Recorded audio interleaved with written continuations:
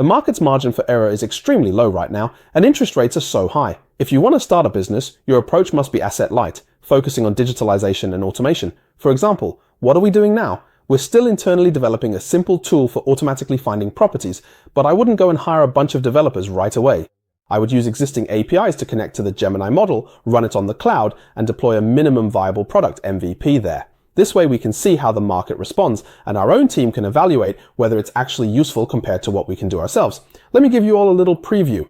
It's impressive. With AI, it's constantly watching the screen. Whenever a new defense strategy comes out, it automatically analyzes it, checks prices, and compares them with competitors. Humans can't keep up. Our results have been excellent, and we're iterating quickly. If you're interested, reach out and chat. I'm happy to let you test it, but I'm sharing this to make a point. If you want to start a business and you haven't made a single dollar of profit yet, if you're already burdened with rent and debt, whether it's renovation debt or rental debt, before you've even made any profit, then you're not really starting a business.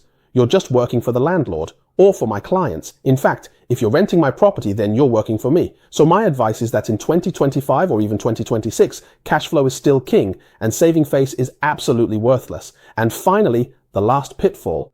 What is this last pitfall? It's actually a really big one, and I call it blind investment within your circle of acquaintances. Many middle-class people have some spare cash on hand. They know that just keeping it in the bank won't beat inflation, but they also feel that buying residential property is too slow. Then, after hearing a friend's recommendation, they invest in something. I've heard of people blindly buying commercial real estate, or purchasing some kind of shop, or even buying shares in some internal project. Everyone, professional matters must be left to professionals. This is a basic principle in business. I've seen too many cases where someone was doing perfectly well in their main line of work. They insist on getting involved in projects they don't understand, or because they can't refuse a friend, they invest in a friend's project. In Australia, profitable and good projects are hard to come by because labor costs are extremely high. Not only do you need vision, but you also need strong operational and risk management abilities. For example, in our company, the division of labor is very clear. We have a research department, buyer agents, a renovation and construction team, and a leasing team. To give you an example, if you're investing in real estate and you don't have an in-depth, almost microscopic understanding of the industry like we do, then you really shouldn't get involved. Why are we able to make money? Because we have a thorough grasp of the entire chain.